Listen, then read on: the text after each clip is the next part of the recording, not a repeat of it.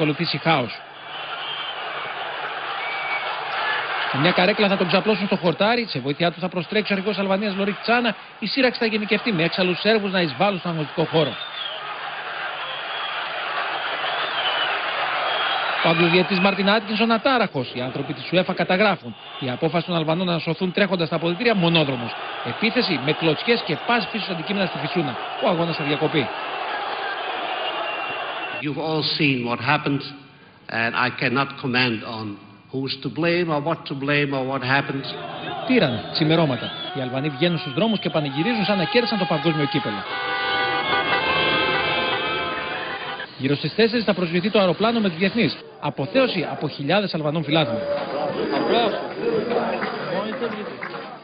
Τα πρωτοσέλιδα σήμερα στο ίδιο κλίμα. Διθύραβη για τους παίκτες, επίθεση στην προκλητική Σερβία. Ο εθνικισμός διαλύει το ποδόσφαιρο.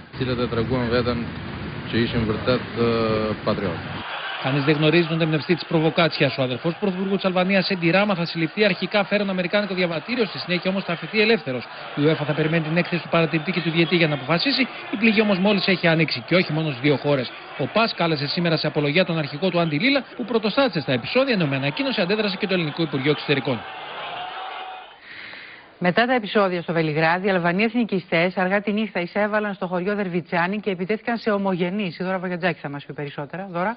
Ήταν μια νύχτα τρόμου, Μαρία, για τη Δερβιτσάνη, ένα χωριό κοντά στο Αργυρόκαστρο. Αλβανοί εθνικιστές, όπως είπες και εσύ, αργά το βράδυ εισέβαλαν με αυτοκίνητα μέσα στο χωριό, στο μειονοτικό χωριό της Βορείου Ηπείρου, προκαλώντας επεισόδια κατά των ομογενών κατοίκων. Το περιστατικό έγινε αμέσως μετά σχεδόν από τον επίμαχο αγώνα Σερβίας-Αλβανίας στο Βελιγράδι. Με ένα κομβόι αυτοκινήτων, λοιπόν, Αλβανοί που κρατούσαν σημαίες και λάβαρα μπήκαν, ουσιαστικά εισέβαλαν στο χωριό, βρίζοντας την Ελλάδα και τις Έλληνες, ενώ σύμφωνα με μειονοτικά μέσα ενημέρωσης φώναζαν επίσης «θα σας κάψουμε χριστιανοί» για να διώξουν τους εισβολείς. Κάποιοι κάτοικοι φέρονται να έχουν πυροβολήσει στον αέρα, καθώς ήταν αργά το βράδυ.